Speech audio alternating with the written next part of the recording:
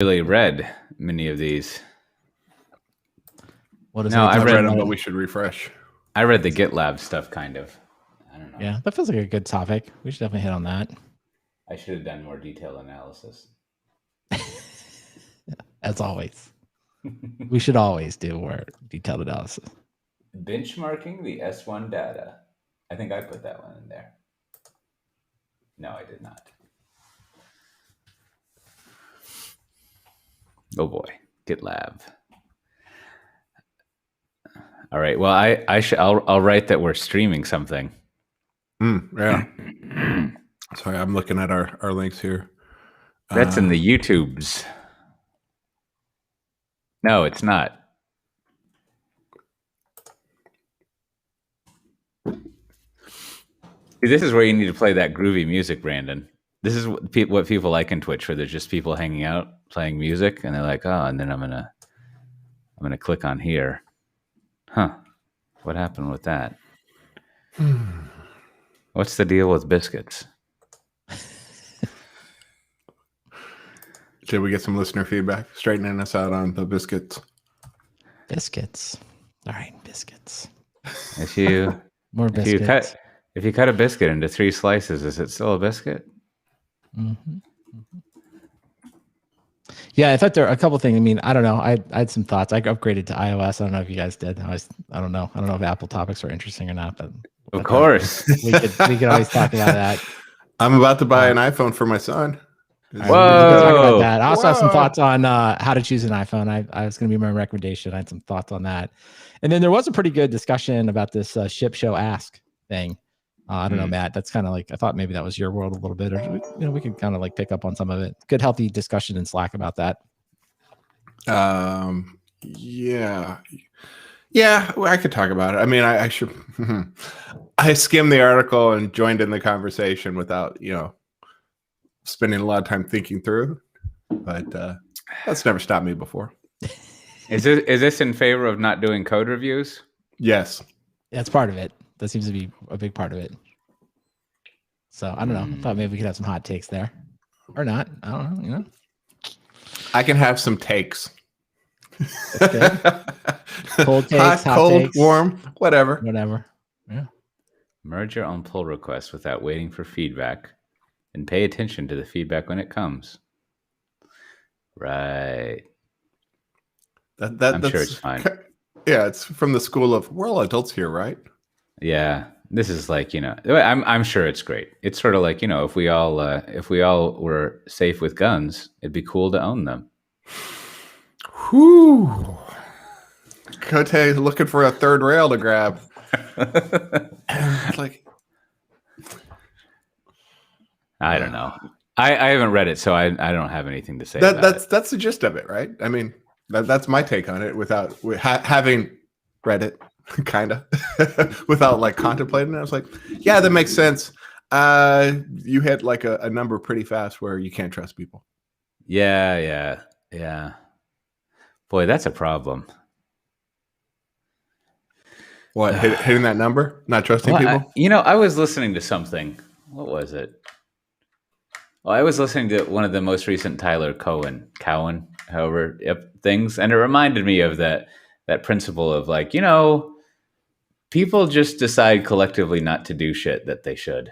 And that's a problem. Just like, figure that one out. Or like, what was it?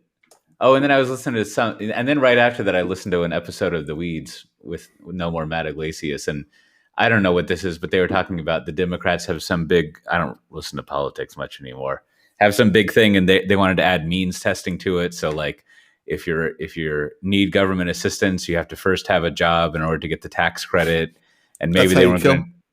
Yeah, and kill things.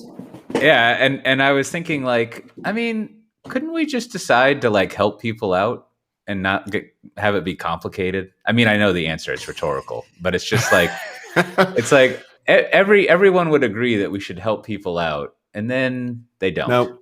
Yeah, so it's just like. I don't think they actually want to help people out. Otherwise, you would do it. Cote.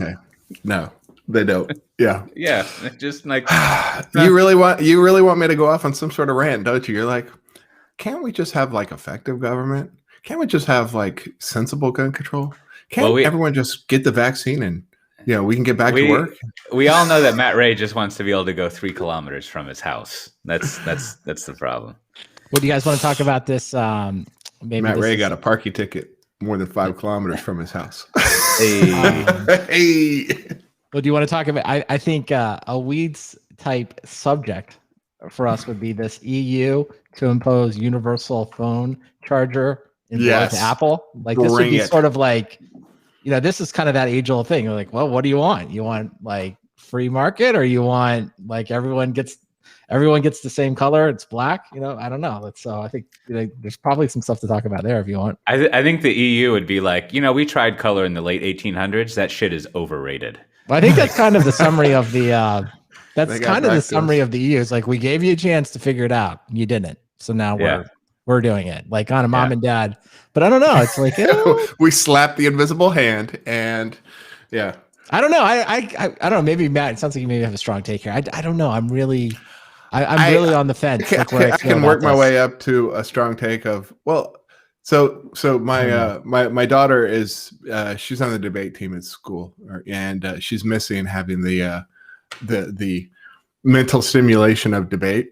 Since we're in like homeschool, and she doesn't get that anymore. And she's like, "We should have a family debate night. Here's a list of topics. You should be prepared to argue either side." Wow, daughter's overachiever. Yeah, and meanwhile, I'm like, glass of wine, sure, whatever, honey. We're not your arguments intrigue me. I'm enjoying. Please elaborate. Yeah, I'm like, I'm ready to argue that we should have standardized phone chargers. Oh wait, you don't want that? I'm ready to argue we should not have standardized. All right, that's where I'm at. I could argue either. The phone charger, I feel like I could go either way. I don't. All right, well, let's not ruin it. That's a good topic. Okay. All right. Okay, that's in good. There then. Okay. And then so GitLabs. Let me look at that, because we should talk about that. Yeah, they do a lot of this stuff.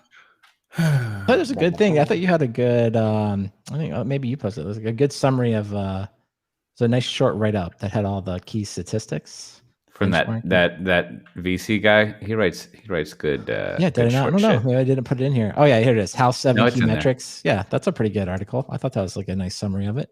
Yeah, I don't really understand financials anymore. They've gone wacky. Forward multiple. What is he saying? He's like, trade at 32 forward, assuming the company grows at similar levels. The model suggests the company should expect a market cap in the $15 to $17 billion range. What the fuck? What's Atlassian's market cap? It's like, I want to say 40. Oh man, I totally could be off, but I don't. It's huge. Atlassian. Oh, their symbol is team. Well, also, it's interesting. Like, at least according to that article, they're the first fully remote software company to go public. I don't know if that's 100% true. I mean, hard to validate, but it's just interesting. It's like, okay, it's sort of just, I guess maybe that's like an interesting like side conversation. It's like, maybe we should stop talking about, can it be done? It's like, well, oh yes, you can build a $17 billion company doing it, and there's one data point. It doesn't mean that's always right, but it's just like maybe this whole other debate is something, as I always say. That's a good point. We're having a different debate. Like, I think that's the whole thing. It's like you're having some like cultural management debate, kind of like shrouded in like. That's the like old XY problem or something, right? Isn't that what that's called? Yeah, I don't know. It's just like we're not talking about the real thing. We're talking about something different. Like yeah. Well, update Matt Ray. Atlassian's market cap is 103 billion. So that's like 40 billion, but more. Let's see what they got here. Total revenue for trailing 12 months, 2 billion. Let's see what their op inc is. Their op inc net non-operate. What the fuck? What is their operating income is 101 million. Isn't 101 million like 1% of 10 billion or something? I don't understand the stock market, fellas. That's my problem. Pre-tax income. What? Why is it negative? Never mind. Let's not look at this. All right. We want to get going? Yeah. You guys good? All right. Yeah. Let me see what. Okay. Matt, you're recording? That's always the yeah, let me. Everyone hit record. The backup copy is going. Did you see what I posted over in the podcast channel about? Absolutely. Yeah. Am I crazy? Have you seen that? Or do you always just record local? I've never used. Are you talking about the Zoom thing? Yeah. Yeah, no, I've never used the Zoom. I tried it one time. I didn't like it, and I've never really produced anything. I think I tried one time, and but I tell you, this is what I did. I recorded audio hijack, and then I thought about using like the Zoom tracks and so. Anyway, long story short, it didn't work out well. I think this system right here, this Restream so far. Does it does separate tracks? Yeah, it's separate tracks. Yeah, it's good. 3 different people. So I think it's pretty good. I think the audio. I mean, I don't know if you've listened. I'm sure you've listened to all the episodes in detail. I usually listen to like the first, the intro and the exit. I listen 3 times each just to kind of like work on my delivery. You can. I think it's equivalent to, if not better. I guess I would say it's like technically my audio is worse because I'm getting my streamed audio rather than my local audio. But I still think it's very good. I think you both sound really good, and more importantly, the fact that I can like edit out the dogs and stuff. Like the fact that you're all on each channel is fantastic. Mm-hmm. So I would use this. I've used it. It's good. And you're right, Matt Ray. I remember I researched this, and Zoom only records locally if you do. It only records multiple streams if you do locally. Yeah. And I'm unclear if it lets you record in the cloud and locally at the same time. No. Which is it's one weird. or the other. Yeah. Yeah. Anyhow. All right. Well, it's funny. I actually think Restream. So I have a single track. Anyway. All right, here we go. We're ready. Yeah, Restream is good. Restream's good. I think they're doing well. All right. Whenever you're ready. They should sponsor the show. Restream. All right. Well, we finally got all of our cabinets put up in the kitchen. Here's the situation. We moved in, and the kitchen was composed, the storage area was composed of shelves. I forget the name of the IKEA shelves, but the IKEA Lackey, whatever, those shelves that are a great system where you put the metal bracket on the wall and then you slide the shelf on it. And then there was also like a hutch. Is that what y'all call it in your culture? A hutch, where you put dishes and shit. Which culture is my culture? I don't know. Like when you were growing up, if you had like, I thought you were going to call me an Aussie. No, I don't know what they call it. They probably call it like from the suburbs. Did we have hutches? Yeah, and that's like where you put dishes and shit, right? Like Yes. And if they're glass, they might be your fancy dishes. Are the glass doors, the dishes no one ever uses, which is nice. We've managed to escape having fancy dishes, which I think is a great achievement. Now, it's not the achievement of finally installing a urinal in the bathroom. That is like the ultimate male achievement. Now, I think I said that when we were looking at houses, there was not one, but 2 houses that I saw where they'd installed a urinal in the bathroom. And not bidets, but urinals. Or was it all 3? No, did I see any bidets? I don't remember seeing any bidets, but there were 2 urinals. And I just, this is something that like a 17 to 23-year-old male, talks about and fantasizes about. But in my in my more mature age, I just don't really understand why you would want the trouble of a urinal. Like there really is very little advantage in your own domicile of like a urinal over a toilet, right? And I think the advantage of a urinal in a public space is to use, just to pull out a little bit of, I don't know if this is lean methodology, but it's you generate a not transaction, a higher throughput, right? Like a urinal is faster to use, and you can also put more urinals in the same space. So like you can have 3 urinals going instead of 2 toilets. And then I think I learned this, that when you select a grocery store line, you always want to select the higher throughput, whatever that may mean, right? Like not necessarily like a longer line. Which one is going faster, which one can accommodate more things? And however, when you're at home, it's like you don't have a situation where like you have to worry about that. You're like, hey, now that we have a urinal, we can put 2 people in that bathroom at the same time. Let's move it, people. Yeah. I mean, more of the problem that you have, I mean, with kids, and there are so many, I wouldn't say problems, so many wonderful things that children can learn as they get older. And one of them is, as I am fond of saying, we have 2 toilets because I live in Europe. We have 2 toilets in the house because they'll be complaining that here on the first floor, or I think in French they call it the something de étage or whatever. The floor, we would call it the second floor of the building, but we call it the first floor. And we've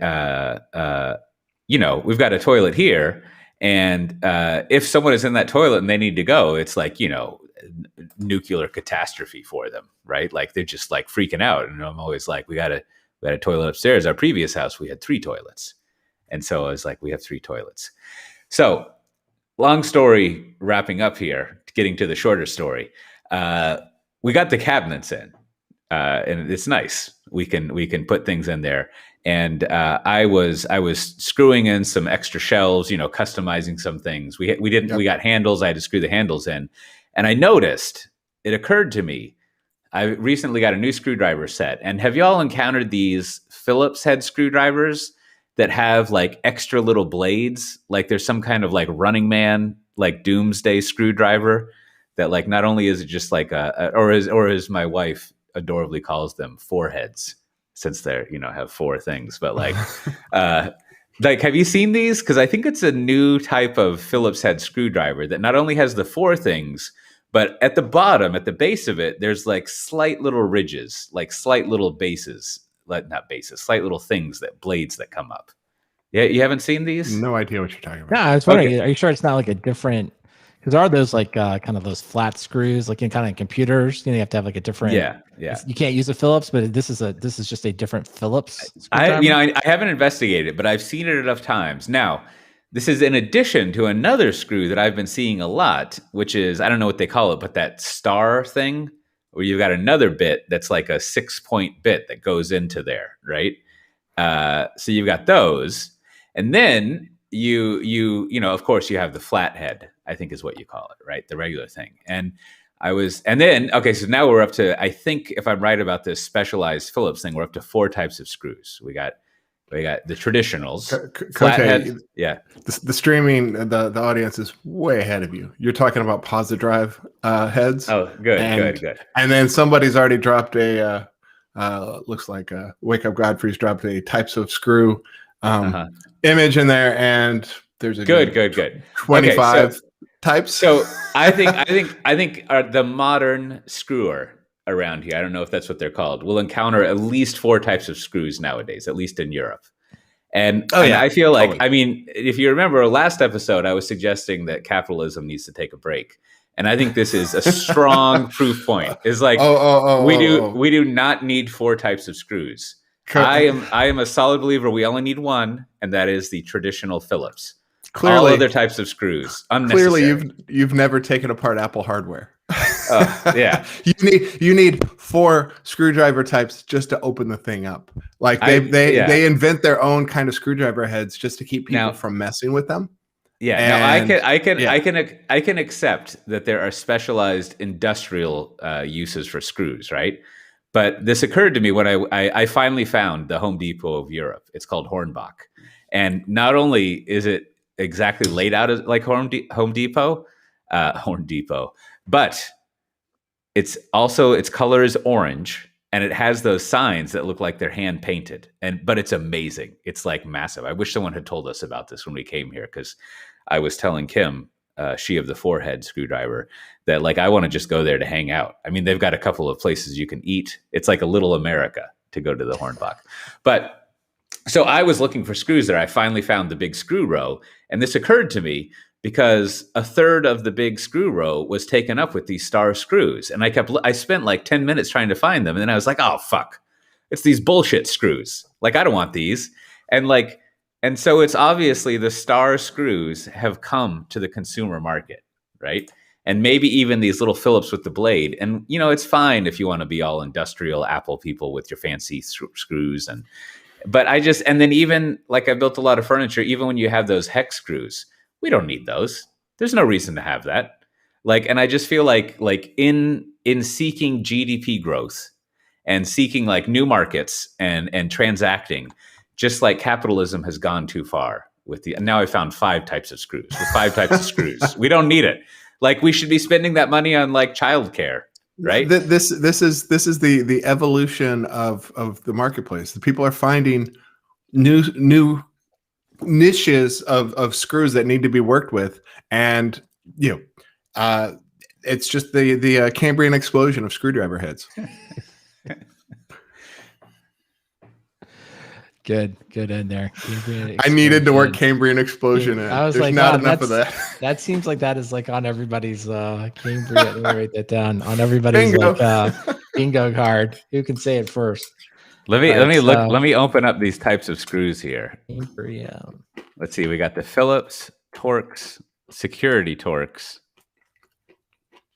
Ooh, spanner. Oh, I hate that one. Double square, Bristol. Holy shit. There's too many. Now, what's the difference between a Phillips? Oh, I see. There's a Frierson, which doesn't have a little circle in the middle. See, Posidrive. That's what I'm talking about. Yeah. So yeah, if you open up an Apple laptop, it's got this weird 3-headed screw in there sometimes. There's frequently Torx. Some models have pentalobe. I mean, it's just like, what the hell? Standardize your stuff. And essentially they invented they use esoteric things to keep people out of their laptops. There's no Phillips inside. But that's the Apple motivation I get. Like, I don't know, the furniture thing that you're encountering. It's like, that's weird. Like if you get stuff from IKEA, I mean, IKEA is going to hit you up with the hex stuff, and they usually include their own. But they give you, Allen wrench, you the right? Allen wrench, right? I just don't understand why you'd have a hex. I guess it breaks less often, or it gets stripped less often. Oh yeah. I don't know. I would be cool if we just settled on a hex driver. The hex ones are fine, but I think that maybe the problem with them is if it's too thin, it doesn't work very well, right? Like those big, very thin ones. Yeah. I don't know. I think it's like keys. A lot of the stuff is just like it only keeps the good people out, right? Like, yep. Meanwhile, you just show up with your drill and just drill the screw right out. Hey, everybody needs to go visit StrongDM. By the way, go check out StrongDM. I want to get one of those screwdrivers like they use in the heist movies. That's like this. It's analog, and it's this big stick that you just like push on. I found one of those at a thrift store, and man, I should have bought it. That would have been pretty cool. Yeah, it's something you'd use like once a year, and you'd be like, God, I'm glad I have this thing. Yeah. I feel like most of the tools I have were used exactly for like one obscure like thing I had to do. I don't know. I feel like I've done this many times where it's like, oh, I need a pipe wrench for like 20 minutes, and now I have it forever. So yeah, that seems to be all my tools. All right. I'll go into the GitLab thing. Are we ready? Or do you want to talk about Apple? Well, then we should talk about the cords, and that'll be a good Apple thing too. Yeah, we'll see because we can come back. Type a opening rant to Apple. Oh, very nice. Okay. Well, GitLab had it and went public. Now I have to admit I have not scoured their. Have they gone public or they're going public? I thought. Oh, they filed to go public. Yeah. I was about to say, it's just S1 time. Because at some point we're going to have to give our buy or no buy recommendation, so we can be, Yes. Now, Matt, that's what it's done for. People come here for their stock tips. Unfortunately, they do. It's unfortunately they listen. I know everyone knows this is not a financial advice podcast, but you spend some time investing in these individual stocks, right, Matt Ray? I have. And I'm not like a day trader by any means. I think about the things that make sense to me and I buy them. Is that successful? Yes, kind of. So I heard the market was going down. So it's like, I haven't looked at my TD Ameritrade account in like 2 months. So I logged in. I was like, still up, right? So I have some money that I got from when Chef went public. I took that and I bought about I bought a bunch of stuff at the beginning of COVID. And some of that paid off really well. All right. The Zoom stuff, I sold my Zoom. I'm out of Zoom. after they went up 400%. And I think they're up to like 500% now, 600. Yeah, Who knows, right? So I got out of Zoom too early. I bought a bunch of AWS, Azure. I bought cloud stuff and game stuff and pharmaceuticals because I thought that's what people are going to need. Oh, and that's a little. the That's pharmaceutical stuff actually didn't pay off. Right. So like, when you say you bought AWS and Azure, you mean Amazon and Microsoft? Yes. Right? Yeah. Right. Okay. Yeah. I mean, that's that was my thinking. And I bought some Netflix, and all the ones I mentioned are the ones that went up. The ones that went down that I bought. I bought a bunch of like when the whole GameStop thing happened, I bought some just for fun. I bought like one, right? And it roller coastered, and I think I made $5 because I bought it high and went down, and I was like, oh crap, I'm out $50, right? Yeah. And then it went back up, and I was like, screw this stuff. Now, everyone knows that the danger of individuals doing, stock market stuff is all the biases, right? But I feel like, oh yeah, I'm full of biases. I feel like us being in the tech industry, right? Like, it's not so much that you need to, infamously we were like, that snowflake thing is not going to work out well, right? But then it was great. So like, it doesn't so much matter when you miss something. What matters is when you lose your money, right? And it feels like, you could kind of be like, I don't know, Microsoft, pretty good, right? Mm-hmm. Like, and you could kind of. Oh yeah, pick I also those have things. A bunch of Apple. right. And like even if you look at like various little startups that we talk about here and there, I guess they're not startups anymore going public.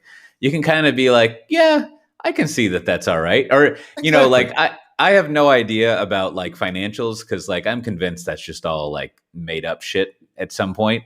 Not made up in that it's false, but it's just like some kind of weird world beyond like my comprehension. As we were talking several episodes ago about people's pay, as Brandon said, it's all priced in. So there's something detached from the day-to-day operations of the company about the share price that I don't quite get.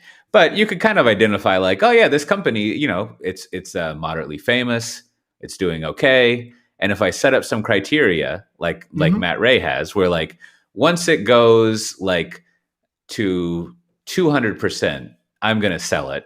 And if it drops like 50%, then I'm going to sell it. Yeah. You something could set like that stuff up. Like literally you can add in rules around your investments. And I don't remember off the top of my head what it's called, but that's actually how I got out of some stuff is I had these, hey, if you lose 10%, off your high, sell. And so I had a lot of these stocks that went up, and then they like plateaued and had a downturn, and I just all of a sudden it's like, oh, now you're out of everything. Well, Mary, I have to ask, like, how are you performing against the S&P 500 or some other benchmark? I mean, we should give everyone a look into it. Into Matt Ray's hedge fund. Are you outperforming? Oh yeah, I am. Well, I don't know what's S&P. So I don't know. Like, I think the first thing we have to decide, like, when did you start buying? I started buying into 2019. Okay. Late 2019, I started buying. Okay. If when I take into account what I've put in, I'm up about 25-30%. Okay. Since January 1st of 2019. Yeah, but I've continued to put more in, and I haven't put more in probably in a year. Matt Ray, we got to like measure you against you got to establish your benchmark that you're going agast before you can. Well, in my head, I'm just before we can open up this to LPs, I got to know what your your benchmarking yourself against. I'm only talking about the things that are successful. The things that have tanked like crazy are first of all, you sound like a hedge fund manager already. I only talk about successes. There are no failures. There's always learnings. There are just longer term bets that you've yes, made, my longer term bets are there are a couple SPACs and some space stocks that have just this is what I'm saying. I think we need to reiterate again. This is not investment advice. Go on. Well, the things that work are like the obvious stuff, like Amazon, Nvidia, Microsoft, Apple, Netflix. Those are all up. VMware. I'm still looking at you. ServiceNow's been up and down. I'm like, people buy that shit. It needs to go up, and it kind of hangs around without like going up or down. At least since I got it. But like all the other stuff, like my space stocks, they're terrible. But I just kind of buy a bunch of them and hope that like, that something takes off. Yeah. Well, have you gotten to the point where you lean back in your chair and you throw a tennis ball against a glass wall over and over again? The glass wall's way over there. The ball won't make it back. Because I think the dog will grab it. I think once you start doing that, you're just a few quarters. No, because I'm not day trading. I literally just hey, I've got some cash. I should put it here instead of letting it not gain interest in a savings account. Oh, that's the worst. I think we have to pay over here to have a bank account. It's ridiculous. And then the benchmark, Matt Ray, 2019 S&P 500 was up 28.88%. Then 2020 was up 16.26%. Just give me November 2019 to 17% this year. So if Matt is beating those, there you have it. Well, and then also it sounds like Matt Ray is doing total growth, not compounded growth, right? Because what you just reeled off is compounded growth. True. Assume, I don't have. right? Yeah, I guess we'd have to get the old. You gotta smooth that out because that's the value went up 25%, and then the next year I probably don't need to explain how compounding works. No, you're right. I just don't have that number immediately in front of me. So I don't know. Decide if I don't know, Matt Ray. I guess the other thing is like, since we become a stock trading podcast now, I guess all the investors ask like, what's your source of edge, Matt? What do you like? What's your edge? What do you know, and how are you getting it that nobody else knows? Right. Pretty much, I follow the advice of software defined talk. There you go. Done and done. I love it. It's a good way to gather intelligence. I own no Snowflake. That's true. All right. So then back to GitLabs. It looks like as always, I don't know how to say his name, Thomas Tungs, and he always has some pretty concise write-up about stuff. Sometimes he just goes apeshit with his like SaaS modeling, and I'm a little like, ooh, this is like some deep shit that like have fun with that. But it looked so what do we got here? I'm looking at the table. Looks 2019 they had 81.2 million. Love that 0.2. Just throw that in there. And then in 2020 they had 152 million. Now that's a lot of growth that they went there. And it looks like they're let's see. I forget what sales efficiency mean. Gross margin. I mean, am I wrong? I mean, gross margin is a useless metric for a software company. Well, I think in this case, it's interesting. It's just basically saying that most of their sales are from people that are deploying it on premise. They're actually not. Yeah. Right. Well, that part I thought was actually useful because it's not really like, I don't know what people consider it. Do you consider it a SaaS business or not? But looking at gross margin, it looks more like a traditional enterprise than enterprise software than a SaaS. And then just to round out the numbers, finally, their net income. I don't know why it's listed in margin instead of dollars, but whatever. Their net income margin was in 2019 negative 161%, and then 2020 negative 120%. It's always good to see getting closer to profitability. People love that because of course that's what you're going after. But yeah. And then as far as like more of the customer analysis, I think you summarized it good. It seems like a traditional on-premise market, which that makes sense. There's still stuff there. Yeah, there's definitely still stuff there, but they also already have established a SaaS and capability to like transfer customers, from on premises to SaaS. Yeah. And so are we going to see finally the second Red Hat? Is that what's in the roadshow where they're like, we're an open source based company? Where they always say you can't be Red Hat. We've got these comps. For some reason, that French like data management company is on there just because it's an open source company too. And like, we're going to roll in here. What is that? Anyways, we're going to roll in here and we're going to be the second Red Hat and look at their evaluations. The problem is like in their S1, they actually call themselves open core. And so they acknowledge that they have stuff that won't be open source. And to me, like we've already got open core success stories, right? If you look at, not Snowflake, but Databricks or some of the Confluent or Elastic, the Mongo. There are definitely lots of companies that if they want to call themselves open source, the open source snobs will say, no, you're open core. And, and here GitLab's just like, we're open core. And so there's no like, we're not going to say you're the next Red Hat because you already told us you're not. Yeah. Yeah. But I do think the part that maybe, I don't know, the Red Hat question would be is really interesting, because I thought the customer counts here were pretty interesting, because it's basically 2,745 customers today. And then that gives them, I guess, an annual contract size of $55,000. And then they go on to say that they do see a lot of growth at 100K and above, where they've got, up to 383 customers above it. So it does definitely track where big companies have decided to pay for this functionality. They don't want to use the open source for whatever reason, right? And so I guess that in that respect, I guess it does kind of track the Red Hat story.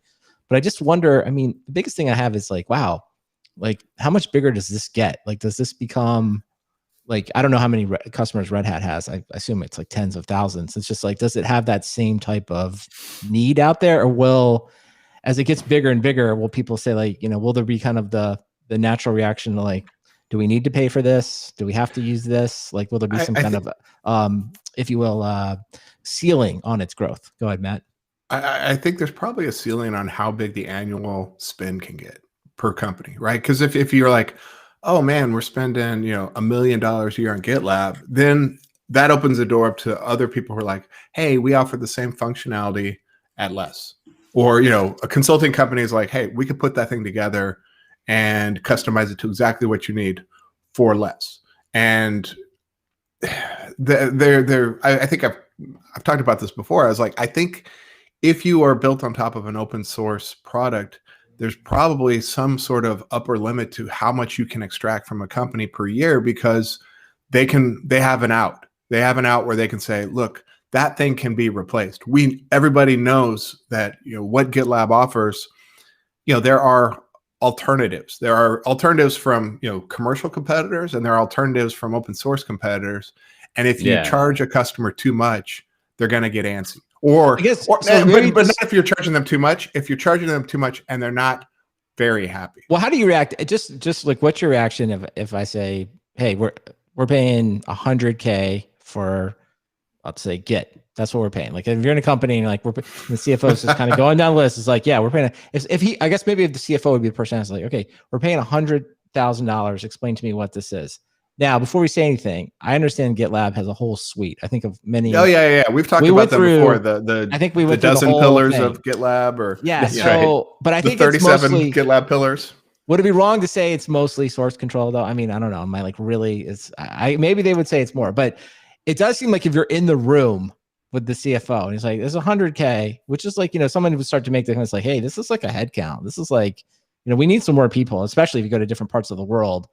And you said, are we really getting the value of this? Like, are we, I don't know. I feel like I start to like, even if I'm asking the question, I start to feel like, oof, this conversation could be hard, right? Like, well, it depends on the size of the company, right? Like, if you're a 5,000 person company, you're like, we need commercially supported source control. Nobody will blink, right? Right. Well, I guess the natural question would be like, why don't we use company? Yeah. What I don't know. The natural question, I guess, is, and I don't know the answer to this. Like, people say, could we use GitHub? What are your alternatives? Could you do something else? Do we really need this? And maybe the answers are all yes, but it does. I don't know. It just my immediate reation is it feels pricey. That feels a little bit like, But the thing is,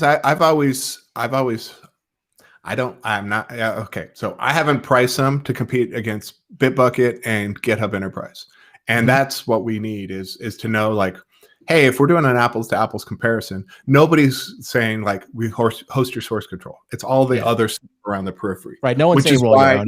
We're not advocating for roll your own. We're like, it's just like, how does this stack up against everything else? Well, we're not advocating for roll your own, but we're advocating for, how much can I get with like the cheapo tier at GitHub? Yeah. And you can get a lot there, right? Yeah, I think what that drives to is a very common model for startup-y things. I mean, I think to the pillars thing, like what's not unique, but what's different about like GitLab where it is they do a lot of stuff, or they have a lot of things, and you could you could cover most of let's just speak in these terms. You could cover most of your DevOps requirements and put your DevOps in place, right? And it, beyond just version control stuff. I mean, there's even like project management, if I recall. But I think, what you do when you get an injection of cash is you solve the problem Brandon was talking about, which is twofold, at least. I guess it's three things you could do. One, you're going to have a lot of marketing to change the perception that it's just like source control, as we just went over, right? Which very difficult because it's kind of in the name there. So it's always going to have to be like, we do more than this, and you need to have a lot of marketing, and you've got to talk about business value and outcomes more, which is a whole other set of things that you have. And then you get some money to I don't know how much money they would get, but you make some smaller acquisitions. I guess if they have a huge valuation, you can acquire with stock, which is fun. So then you acquire some new products, right? Which go beyond. So then it's like, using your scenario, it's like, well, we pay them $100,000 for source control, but they also do security verification stuff and like log monitoring. Everyone actually does log monitoring. Yeah, they while we're sitting here in the hot tub, smoking L's or whatever with the iBankers, them in Sync, or what's their name? SYNK. How do you pronounce that? Sneak. Sneak. Those two merge, and you've got some sort of like DevSecOps pipeline that's actually product, related beyond, just a bunch of PDFs that say that. So then you've got so then you're like, yeah, 100,000, but then we need more hundreds of thousands to pay for all this other stuff. So you just grow that out. And then, of course, Brandon's favorite, you actually in-house the development of products. That's a classic.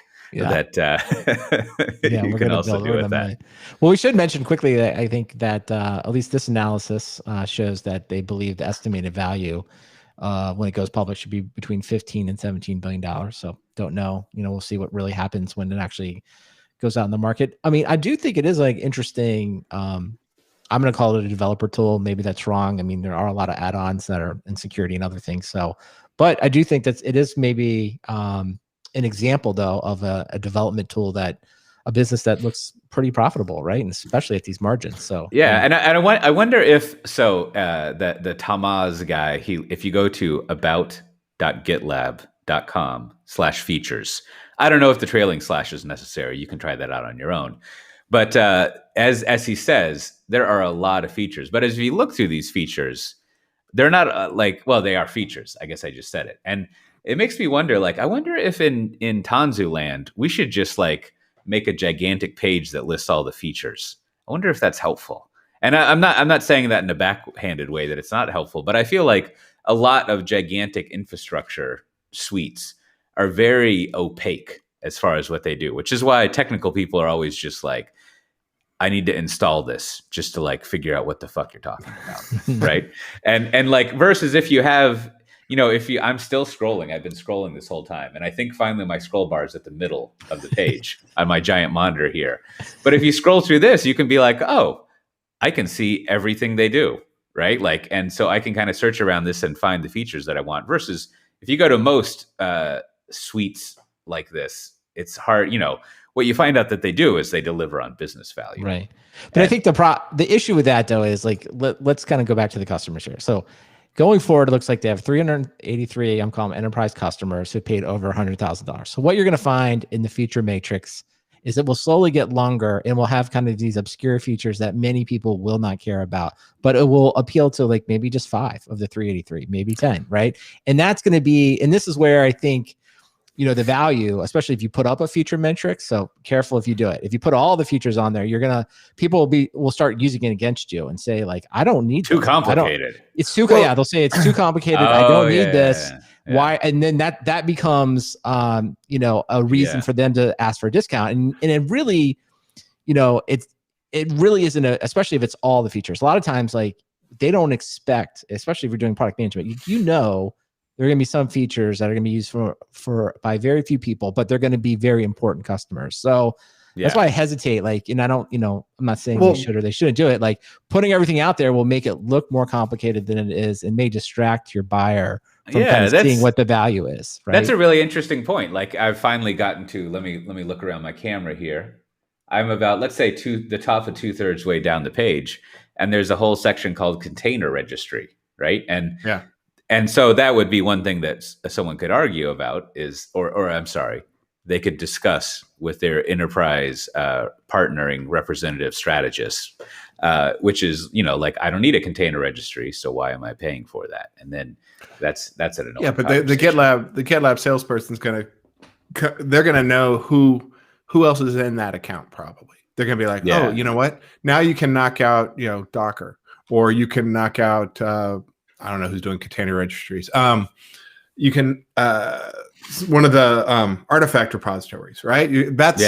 So there's a natural branching out of other things to take out, and GitLab's already been on that path. They've always we talked about this a long time ago, where they had their 9 silos of or cylinders or pillars or whatever, and there was like monitoring and config management and containers, and so they're looking to take out those other vendors so they can be your suite that offers all that stuff.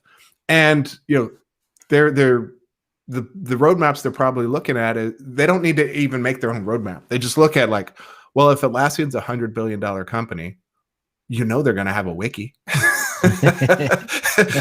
It's just like, well, what do we have to do to knock out Bitbucket and take that Atlassian money? But I think then we're back to like CFO conversations versus like the, let's say, bottom up end users, because you get into a situation where it's like, so the GitLab rep will walk in and be like, we have all this stuff, but the people using it may be like, well, really, we like it for Git. But we like this other monitoring tool, right? That's more focused. So then you are back. The CFO is sort of becoming the referee. It's like, wait a minute, like this has a repository and this has monitoring. So why do I have to buy the other monitoring subscription, right? Datadog, for example. And then they'll say, well, Datadog does this other thing. And so I do think this is where, every piece of enterprise software fighting for its value when it's overlapping, it definitely becomes like, quite the, I don't know, quite the meeting with the CFO, I guess, right? Like who really has the right functionality? And that's, I think when we went through those pillars, I mean, I think some of the stuff in GitLab look good. Some of it feels very much like a bolt-on. Like you wouldn't necessarily, it feels like this is trying to win Cote, this kind of earlier question. Like I would say, are you trying to win a Harvey Ball war? Or are you trying to like make sure people have useful software, right? And a lot of times it's like, you have all the Harvey Balls, but we don't really want to use it for that, right? I see that a lot as well. Harvey Ball war. That's boy. I feel like that. Speaking of capitalism going too far, I feel like all the lives lost on Harvey Ball wars. Like that's just unfathomable, right? Well, I think, but again, that's the CFO. The CFO is the one that wants the Harvey Balls, and then he or she looks at it and just sort of, they just picks across. Like, you don't need that. That overlaps. It's like, no, it's not really like that. Like, you can't just because the ball is solid doesn't mean that it actually is useful, right? That's like the whole trick, if you will, but behind the scenes. And so, but I do think, I guess when it comes back to GitLab, it does seem like very, huge success story, number one. The other thing we didn't mention, I think we should also say, because we've been talking about it before, at least this person says it's the first fully remote software company to go public. So if nothing else, right, it's just a good example of like, well, here's a $17 billion company. We'll assume it trades at that. That's fully remote. So it worked for them, right? Maybe it'll work for you. Maybe it won't, but here's a success story. If you are in favor of remote work, you can, use this as your success story. Yeah. And I mean, thinking of our commentary on, or maybe it was my commentary, I forget, about that Microsoft whoever study. Like, I've been thinking about that, and then also in relation to some other stuff. And I think the problem with like remote working discussions is it's more like commenting on a certain style of working, if it's better to be in person or not. And of course, the studies try to be about the outcomes that people have. But like, it's still more like, well, there's probably ways of working that are better in remote working because they're just completely different. I don't know. I don't have a strong point there, but it's sort of like we see over and over again that like there are companies, WordPress is another famous one, right? And then, which I guess is at a smaller scale, but this at this scale, like it obviously works for the goal of achieving a high valuation, like, and probably that means it works for the sense of like, it actually makes good product. One would hope. And so like, I think maybe what's not understood well maybe beyond software development. I'm sure there's other things, but like I feel like in open source software development, people have been figuring out remote working since at least the 90s, right? Like it's worked and it produces things effectively. And like I don't know if people have spent as much time as developers have spent figuring out remote working on like, you know, Harvey Ball wars. Like, and so maybe that's the problem is like people just need to like go back to the Harvey Ball wars and figure out how would we do this remotely? Because I think most Harvey Ball wars are a bunch of people sitting in a room being all like, well, what do you think? What do you think? Right? Like there's a lot of like body language and like it's very subtle, like a lot of white collar work. Whereas like programming is like shit compiles or it doesn't. Like there's not like it's not you my code. I won't watch. Two thoughts on this though. Like one, I think certainly software development for sure, but I do think there's quite a bit of consulting and investment banking, which is they're not compiling code, but I mean they might as well be in Excel, right? I mean they're doing a lot of Excel formatting. Like it's very much like mirrors a development type workflow, right? A state down. Yeah, like Matt doing his analysis. So that, you know, that's just one thought. But the other thought would be, you know, I guess to ask it in the most financial CFO way would be like, okay, here's the GitLab S1. Let's say they're worth $17 billion. Let's just assume the Microsoft study was 100% right. So how much money did GitLab give up by being remote? So they're a $17 billion company today. So now that I see the study and they would have been more productive if they were together, like what's the multiple? Is it like double? Is it 5% more? Is it 2% more? Because like these, I think that's an impossible question, but that's all that really matters. Like, can you prove to me that it makes any material difference? And if you can, that's great because you've like kind of solved like an impossible question. The way you find that is you start having companies publish how remote their workforce are. Yeah, you know, how remote their workforce is, and then you can track it against, you know, earnings and you know, stock. So, you know, if you're like, oh, well, you know, Cisco is now 17% remote workers, you know, they get to publish that number. And like, you know, next quarter, they're like, well, now we're 18 and then we're, you know, 19. And then what's the stock price doing? And then you start comparing them against their cohorts. And then you can be like, turns out, you know, this is, it still looks kind of random, but maybe over time you could be like, you know, company, you know, we've got GitLab over here in the far right with their 100%. But let's just go right at it. Like, hey, we're a financial analyst podcast now, right? GitHub was acquired by Microsoft for $7.5 billion, right? So and they were mostly remote. And it doesn't even matter. I don't even think it matters. It's like, okay, well, that's we need data basically points, man. Half. I'm just saying, whatever GitHub was doing, they were only worth half of what GitLab is doing, right? So I guess. So again, we're just back to like, I'm just reading, right? I'm just like, well, I guess they're half as good. Like if we're just going to look at these reports, we're just going to just take them for what it is. It's like, wow, it sounds like they should have waited, right? Or sounds like GitHub didn't do something right. And of course, like it's not a little fair, right? Because it's at different time periods. But I just think maybe GitLab wouldn't be where they are. Right? Yeah. The real conversation is like, okay, what's your scoreboard? GitLab is going to post 17 billion.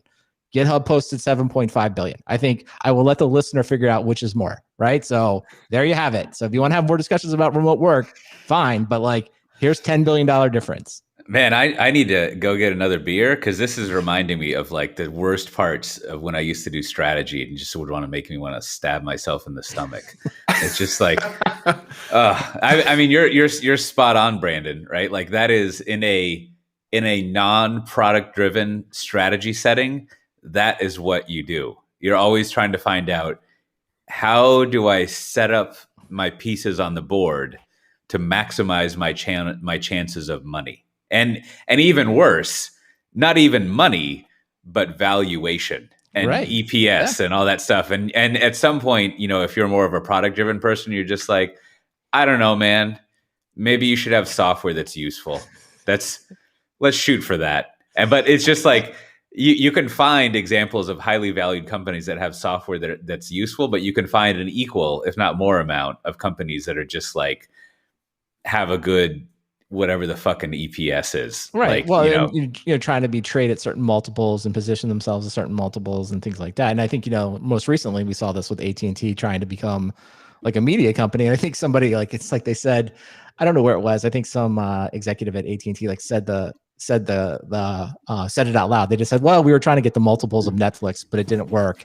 Right. So they just spun it all out again. Right. And it's like, and when you hear that, you're like, okay, makes sense. Like you bought HBO.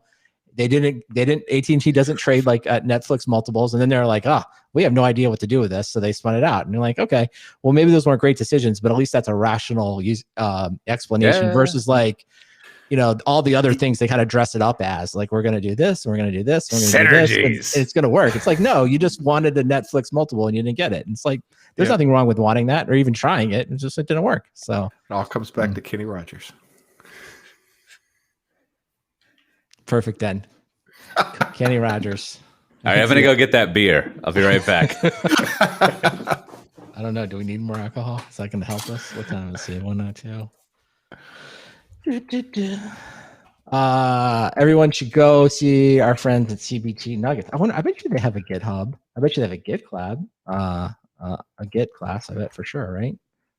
Oh yeah. I mean, sure. I haven't been there in a while, but yeah.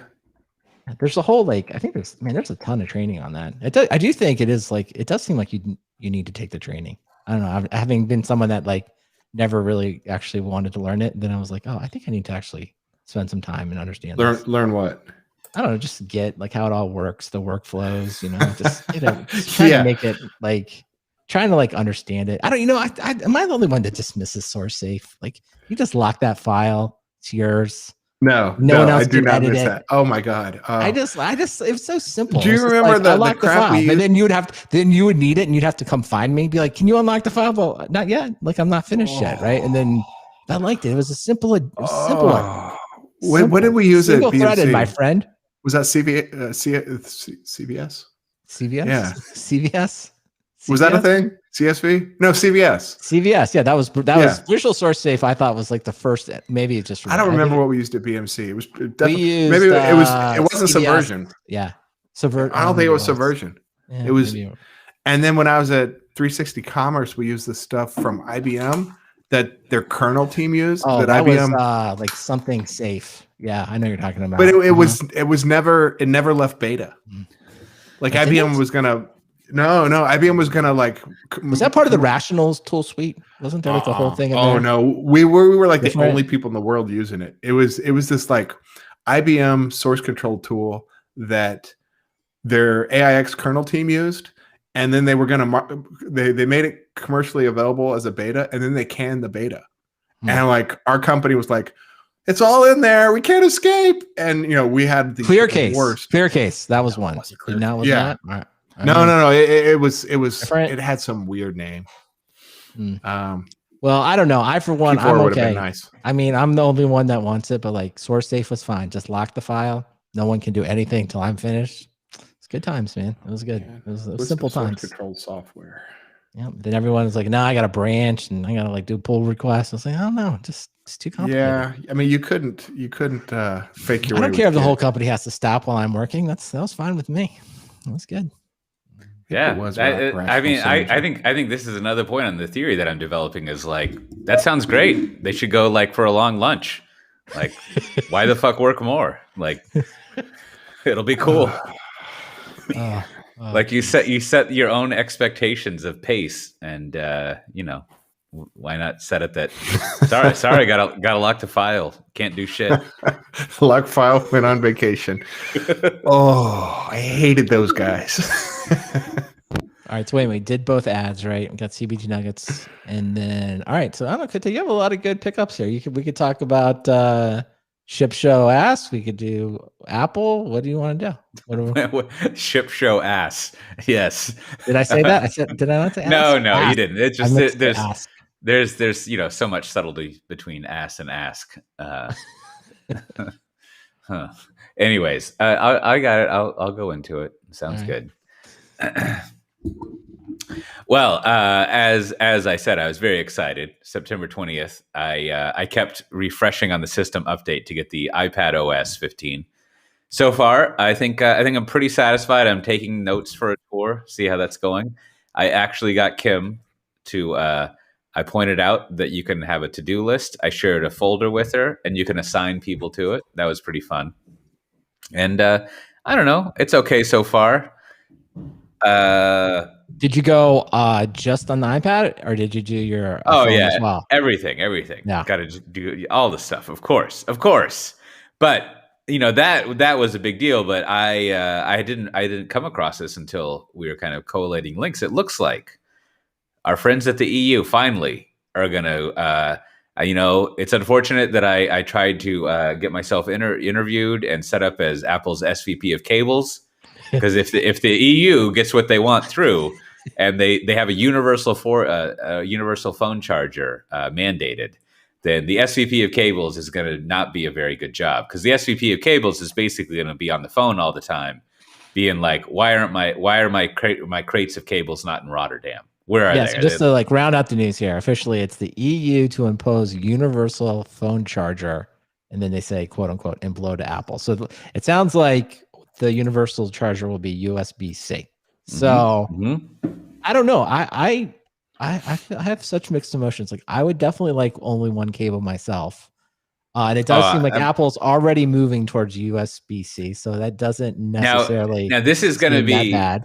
As you were saying that, I was thinking, like, I enjoy the USB-C lifestyle. What do I enjoy about it? I mean, it's not that I enjoy anything about it. It's that my iPad uses it, and so does my laptop. And I would enjoy having like the one thing. Now, I was just realizing, however, this could turn into a classic GDPR situation. And the problem with GDPR is it's really annoying as a consumer. It's almost like it makes the life of a consumer more difficult when it's trying to make it better. Now, I only have limited experience with USB-C, but I think there aren't as many USB-C wires types as there are screwdrivers. But I feel like there are at least 3. Give it time. Right. Like there's a lot of different USB-C but I think wires. they would say, but I think they're going to say the I don't know which letter the adapter has, but it would just basically be that one adapter, the USB-C. Now, okay, if they do that would be cool, but that's going to take some detail, as they need to have some, I don't know how they do this in Brussels. Well, you're alluding to, like, my concern is just unintended consequence. Like, right. We don't need to belabor the cookie warning, GDPR. Like, but that whatever people wanted to happen, that was not the desired outcome, right? I think that was a big fuck up. So that's why, like, when you see this, you're like, yes, like, if you asked me, I would prefer one cable. Now, having said that, it kind of feels like we could end up with like a bunch of weird looking adapters, right? Like somehow there's a way to get around it. That's where we are today. Every Apple like has like a little it hangs off, like it's like a dongle that just hangs off a lightning cable, and it breaks, and they're just trying to like meet the regulation, but you can still use lightning, and you just worry that this feels like you go a bad area, bad way. Apple will match the letter of the law and then just tell everyone we're deprecating those ports. It's all wireless now.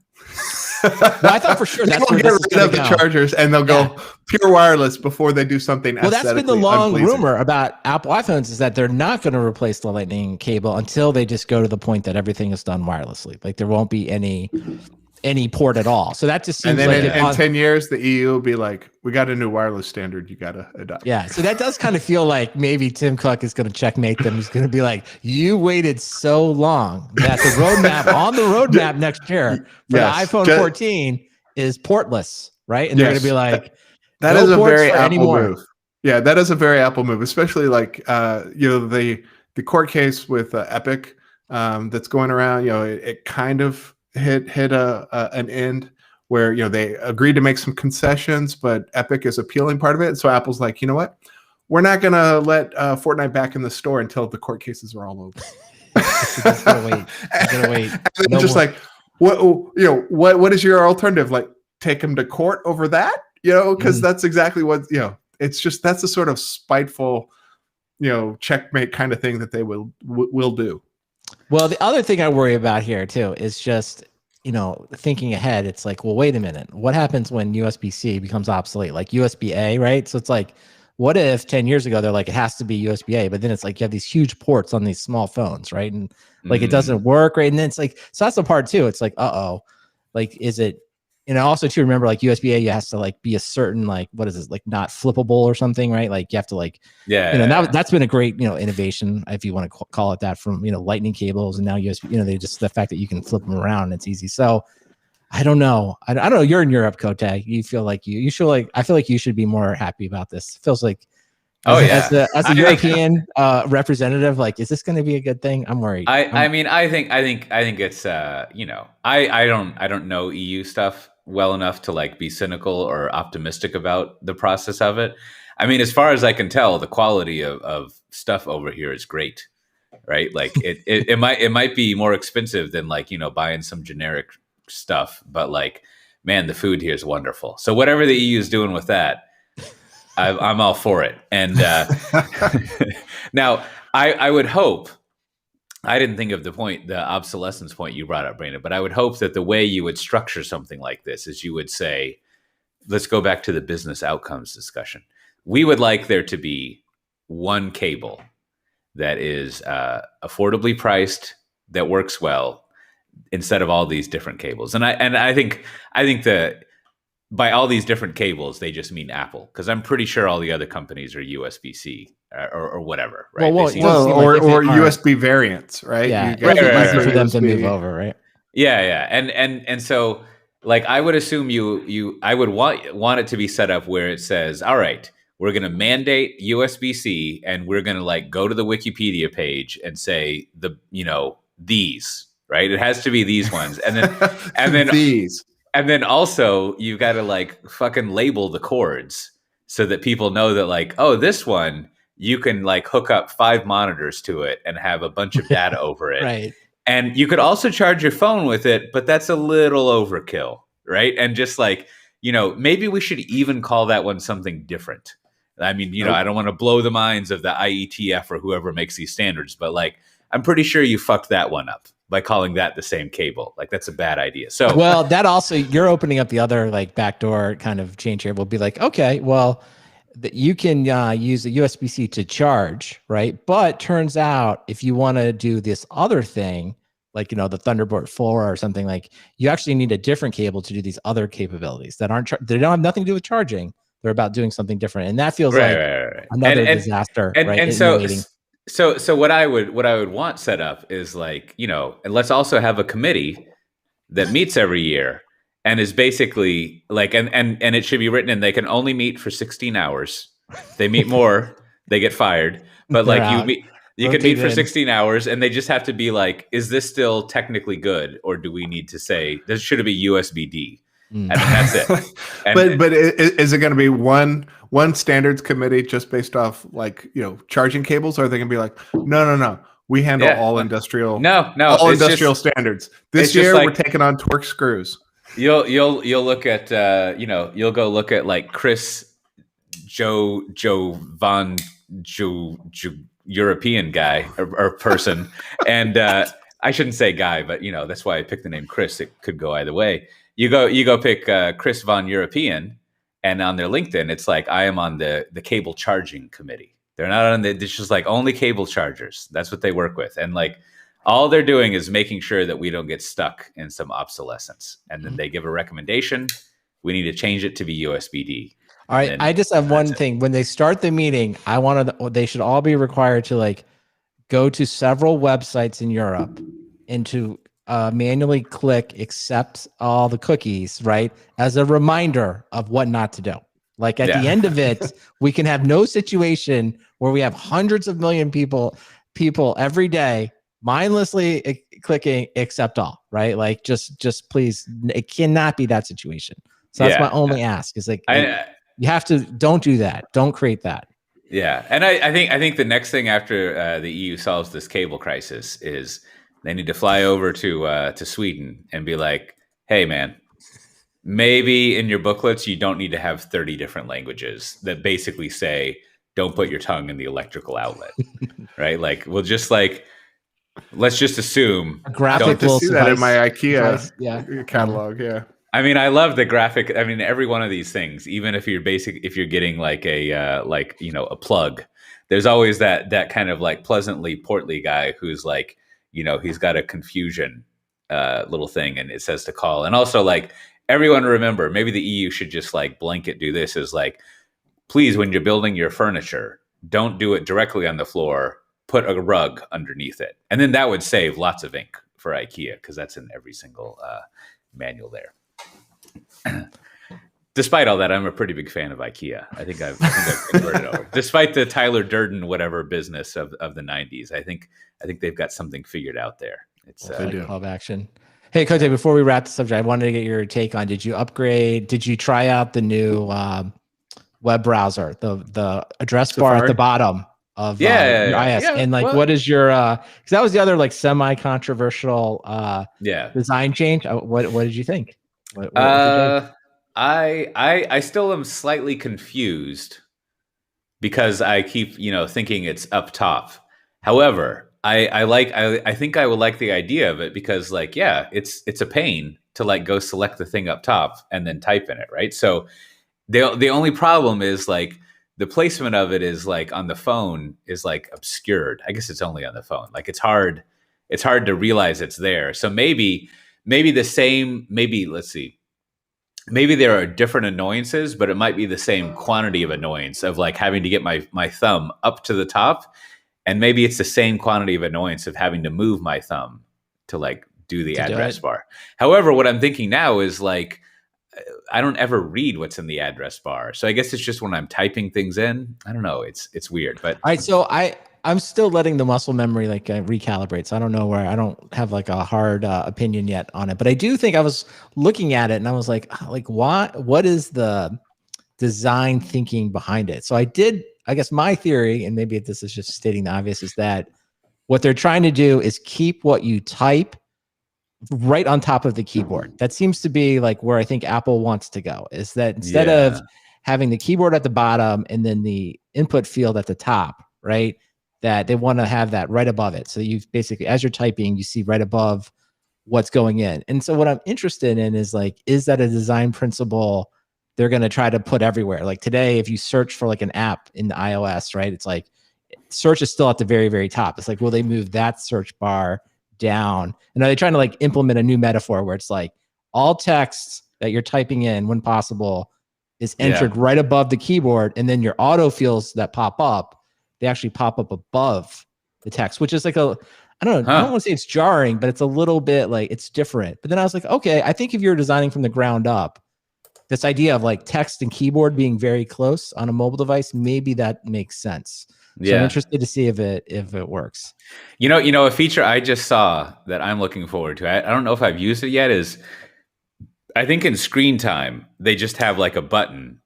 They finally have like a kill switch that you can go to and just say like, ignore the schedule, ignore all the scheduling for the next hour or for the next few hours, which I think is great. Cause oftentimes, you're like, it's been a long week. I just want to relax, but I don't want to have to go reconfigure my kids' settings. Like now I want them to just be able to play on their iPad for 5 hours. Well, I stare at the ceiling, and you always have to go into screen time and like, you got to reset all this stuff. Now, thankfully it kind of remembers, but now I think there's just a switch that's just like the fuck it switch, right? Like, I'm going to let them like stare at their screen and do things, which I think will be a relief to use. Now, I would like a switch the other way, which is just like everything off, which would be the kill switch, which would be nice. Like I would use that all the time. That would be super handy too. All right, Matt, before we get off the Apple subject, you said your daughter is up for an iPhone. What's your No.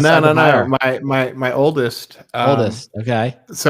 So my family, I started when my kids got to high school and they had to start riding the bus, I decided that's the appropriate time for a smartphone, right? Okay. Because they're going to need Google Maps, going to need to track down a bus and make sure that they can catch it. And so we started with cheap Android phones, because my daughter's like, I need $1,000 phone. I was like, you'll break it.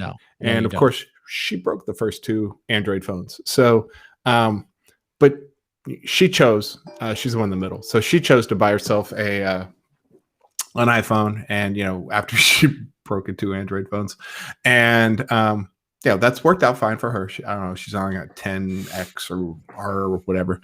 And but my oldest, he's just like trucked along with his Nokia 1, vanilla Android, and he's been complaining that it's too slow. It doesn't work great. And he's going to be headed off to university. And so we're going to have to get him a new phone at some point. His birthday's coming up. So he's like, I want a new phone. And I said, well, what do you want? He's like, I don't know. Right. So here we are. The family is, my wife's got an iPhone. I've got an Android. My daughter's got, she's, converted to iPhone. And here he is. He can be like, he can maintain the status quo. Youngest is not old enough for a he's not in high school yet. Okay. All right. Next year, though. Next year, he can be the tiebreaker. He can be the tiebreaker. But I like to start with an Android phone because it's like I'd rather shell out $200 than $600 when you know that they're going to break it. All right. So everyone playing along at home. So right now it's 2-1. Two family members iPhone. Matt holding on an Android. For now, eldest will be can either tie it up or really make it unwinnable. Maintain the tie. Matt, you've got to really carry this. I mean, this is like some kind of gerrymandering thing. Otherwise, you're going to have to try to get more votes in your house. Yeah, to continue to dominance. So at that point, we might as well just get the iCloud subscription and be like Cote's You're this family. Close. You're one vote away from being in iCloud. All right, we're about to enter the defaults lifestyle. Matt, I look forward to one day sending you a text message as a blue bubble. That'll be a great day for all of us. Yeah, just imagine you could have 2 terabytes of storage that you share. Your family, since you've got 5 kids, you would need like the 4 terabyte option. But it would all be there, Matt Ray. It would all work. Sounds delightful. Yeah. Well, if you want to find more delightful things that we didn't discuss in this episode, you can go to softwaredefinedtalk.com/321 and find links to things that we talked about and that we didn't. We've got all sorts of other things that we looked at. It looks like you can get a subscription to tacos. I'm going to see if they have international shipping, but you can click on that and find out more about it. And do we have any bureaucracy to go over, Brandon? We do. Wanted to say that there was a really good discussion this week in Slack about, kind of like we talked a little bit about GitLab before, but just sort of code reviews, pull request. It's Ship Show Ask. There's an article that someone posted, and they just kind of, proposed to a group like, hey, what should we do? Should we always do code reviews? Should we sometimes do them? And so, one, you can read the article, and then 2, if you're interested, join the Slack, and you can give your opinion. I would say there's lively opinions. I thought there was like every side was represented. I can't summarize it for you. You have to read the Slack, decide for yourself if they came to the right conclusion.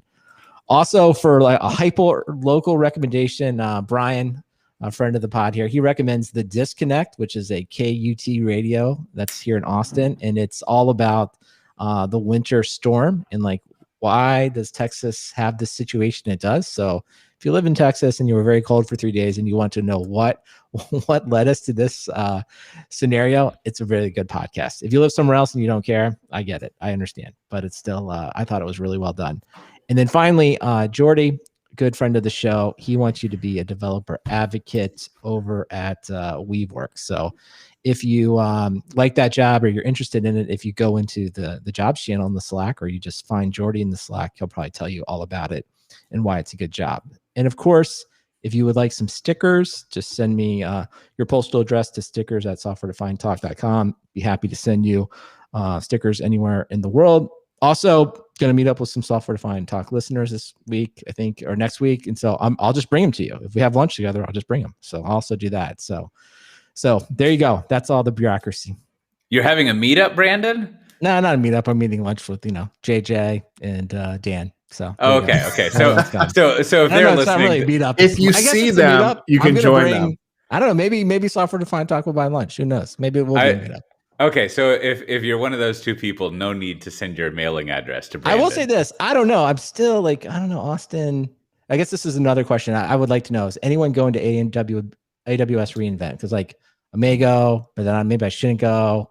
I'm not sure. What is everyone else doing? I guess I want to know. I want to be part of the herd. So, but one day, I hopefully, in I think it's January. That's one of the conferences Cote is going to mention in a second. Hopefully, we can have a real meetup. Hopefully, it'll be safe for everyone to do that. So, I look forward to that soon. Hopefully. Well, there are several conferences. You should go to softwaredefinedtalk.com/321 to check them out. The one I want to highlight is the one that I'll be speaking at, and that with several of the people I've helped put together, which is DevOps Loop. Just go to devopsloop.io. It's free to attend. We got all sorts of great speakers. So it'll be a good one. October 4th, week after next. I should really start working on my presentation. And with that, Matt Ray, what do you have to recommend? My recommendation this week is a video game I've been playing with my youngest. It's called Deep Rock Galactic. We tend to play co-op games, and this is a up to 4-player co-op game where you play a space dwarf mining generated maps, and it's a lot of fun. And it kind of hits the PG-13 level, but it's not too gory. It's a little scary at times, because there's big rushes of monsters, but they're not zombies, I guess. So maybe it's okay. Anyway, we've been enjoying that. He's been enjoying that. If you've got 2 PCs, go grab that and play it with your kids. How about yourself, Brandon? What do you have to recommend?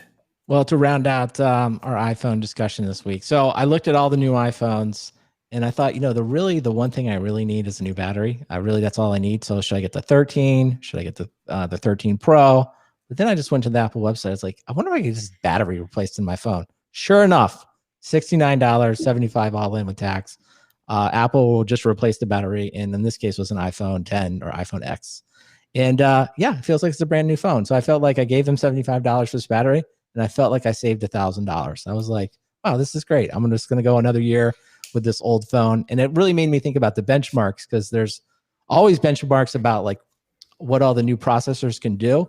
But I really want the benchmark of like, when is my phone actually slow? Because I'm sure the new processors are faster, but like this phone still feels very fast. Like I don't feel like it's slow. So maybe I've convinced myself that it isn't, but I just I never actually, I never feel like the processor is what's limiting the phone. I feel like it's either the bandwidth or it's me. Yeah. So my wife, go ahead. My wife's got an SE, and I'm on that same debate. I'm like, the battery is poor, and I keep saying like, do you want a new phone? And she's like, just fix the battery. And then, she won't give up the phone to go get the battery fixed. So that's the problem. But I will say this, it was 2 hours. Basically, I dropped it. I made an appointment. I just gave him my phone, and in 2 hours I came back and it was ready to go. And they sure enough, they have like some diagnostics. So they can tell you like how many times your battery's been recharged and stuff like that. But it really does. It does have that feeling of like, I know the phone is not any faster, but it just feels like, oh, wow, it's lasting so long. It's, the battery's going all day. It gives you that kind of feeling. So I don't know, for an iPad, it doesn't feel like it ever makes sense, because iPads are, at least the regular iPads, are pretty inexpensive. But like, wow, the phones are, it's hard, because I looked at all the different options, it's like, but it's hard to get a phone for less than $1,000 or not locking yourself into one of these various, contractual obligations, right? So I was like, so I would recommend it. I think for a phone, it was worth it. Ask me in 6 months and I'll give you a full review. Well, I've already recommended one thing, Hornbach. Go there for your Home Depot experience. Also, as mentioned, a lot of IKEA going on here. So we have had a tremendous amount of cardboard to recycle in the house, and I have a new appreciation for box cutters. And just a box cutter, you just put out the big gigantic blade and you start cutting things up. Now, another thing the EU needs to figure out is what to do with styrofoam. I'm not sure what you're supposed to do with that. It's quite the thing. And also, just a little bit of self-promotion. So my friend Charles and I more or less have started doing our old podcast. And you should check it out if you remember the old Drunken Retired podcast. And, we've called it Drunker and Retireder. And so far, we've had a part 1 of a discussion about what's up with all these different types of bread and what you're supposed to do with them. Now, the best moment, I think, what you'll want to pay attention to is when we try to figure out, when does bread become pizza, and what's the distinction between the two. Now, just think about that. When does a piece of bread cease to be a piece of bread and become a pizza? Very complicated question. So with that, as always, this has been Software Defined Talk. If you want to get the show notes for this episode, you go to softwaredefinedtalk.com/321. You can join the Slack channel. We send out a newsletter with all the links. And of course, we do a podcast every week. So we'll see everyone next time. Bye-bye. Bye. All right, Matt, you got to go. I didn't see your. Yeah, we should have shared the table. I don't know if you can just share. I didn't see your note until just now. The call. It was call with Gary. I just moved it to next week. Oh. Okay. All right. Well, we generally cancel most of them, and I was like, "Are we meeting?" He's like, "Whatever." All right. Did we answer all the questions in the Slack? The Slack was good today, or not the Slack, the Twitch. I wasn't able to keep up with all the conversations. Hopefully, all the questions got answered. Looks like Matt, you were in there today. Mm-hmm. Mm-hmm. All right. Anything else we wanted to say to the streaming community? Thank you very much for watching as always. I don't know. Someone in the Slack said that I don't know how many we got today, but if you get more than 6, concurrent viewers, you're like in the top 6% of Twitch. So I don't know. We got 6 today, but we can update our marketing material. If we got 7, we'll be like we're in the top 6%. So we're doing well. So appreciate everybody. And don't worry if you don't get enough of us now. We have a TikTok channel. We're going to be on TikTok soon. As soon as I figure out how to actually make a good video. So we'll see. We'll see if I can do that. So you got to dance, Brandon. Yeah, it may come to that. We'll see. We'll see if that's all I can do. There you go, Matt. Maybe I can clip that section out. That'd be a very good little. Maybe that's a good little GIF. So, all right, bye, streamers. Go out on Matt's dancing there. Matt, give him one more look.